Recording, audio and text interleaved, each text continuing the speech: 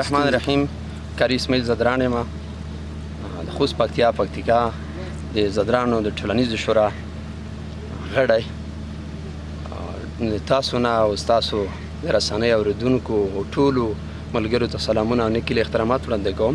دا چې موږ سره په دې پروګرام کې یا په دې راټولېدنه کې چې والي صاحب دلته راغلي یو، زموږ سره علما شته، زموږ سره کومي مشران شته او زموږ سره ځوانان شته دې ځای چې هلته د اردو کوم کمانډان چې دی دا ډېر ظلم کوي، دا د ولس سره ډېر هغه رویه کوي چې د ولس او د دولت ترمنځ واټن زیاتوي. لکه چې موږ ملګري درته ډېر مثالونه وښودو، یو دوه مثالونه به یې زه هم درته وښیم چې بله ورځ زه خپله تللی یم همدې دپاره چې هلته زه وګورم، بررسي وکړم دې ځای چې رښتیا واقعیت دی ظلم کوي یا نه کوي. ما د ولس د خلکو په ژبه هم باور ونه کړ، ما ویل چې شاید دا خبره حقیقت ونه لري. لاړم هلته چې زموږ د عالمي کلی ورته وایي، په دې کې د کویي یو برمه ده، د برمه ته ورغلي دي د کسان. مونږ وایو چې هلته دا ټول د کسان دي، په ده پورې اړه لري. دا ورغلي دي، ورته ویل دي چې برمه پاس راجګه کوي. مونږ هلته په پوسته کې کویایي په وایو، په زور او په ظلم.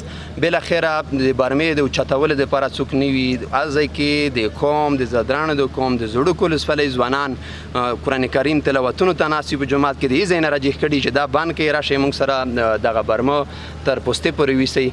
بالاخره هغه ځوانانو ورته ویلي دي چې موږ نشو کولی چې تاسو سره موږ لاړ شو. او یو ځوان په دې کې داسې هم دی چې شاید تاسو کلیپ هم بیا هلته واخلئ، تاسو زه وړایم شم هلته هېڅ ځای نه کلیپونه هم اخیستی شئ.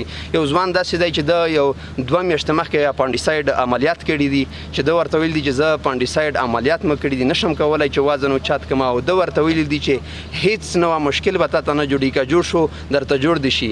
د دوی کسانو ورته ویلي دي د اردو. نو هغه ځوانانو ورسره نه ده منلي. بالاخره هغه ځوانان یو څو لګېته، یو څو څپېړې والي دي. نو دا د ده ښکاره ظلم دی. او بله خبره دغه چې دلته دغه کاري چې په دې ولسوالۍ کې 6 ځلې او 5 ځلې موږ تبدیل کړه د کابل څخه، د کل اردو څخه د پکتیا، او بیرته بیا راشي. نه پوهېږم چې دلته د کنډک کمانډان ورسره مال دی او د کنډک کمانډان سره د ده څه راز دی، په دې نه پوهېږو. اوس هم زه چې څومره معلومات لرم د کنډک نه هلته زموږ انډیوالان دي، هغه وایي چې مکتوب راغلی د تبدیلۍ، ولې د کنډک کمانډان چوپ پاتې شوی دی.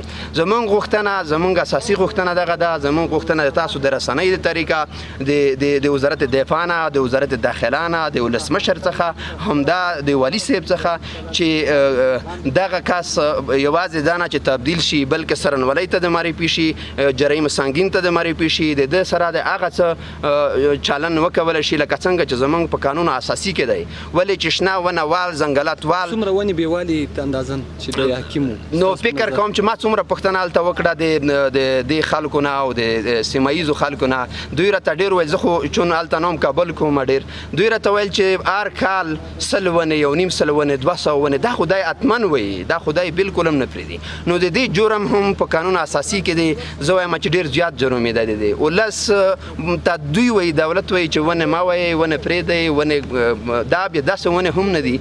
یو ونه ډېر ارزښت لري، ځنغوزۍ ونې دي.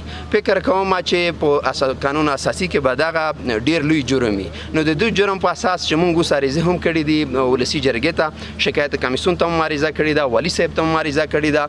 او بله خبره دا کومه چې تاسو د طریقه، تاسو د رسنۍ د طریقه د دې ځای نه په مرکزي اداره باندې غږ کوم چې که چیرې زموږ غوښتنه ونه منل شوې او زموږ غوښتنې ته د پای ټکی کېنښودل شو او زموږ اساسي غوښتنه ونه منل شوې، کاري او دا د اردو کمانډان د دې ځای نه بدل نه شي. یوازې خوست، پکتیکا، لوګر نه، بلکې موږ به تر ارکه او موږ به تر وزارت دفاع هم در رسېږو.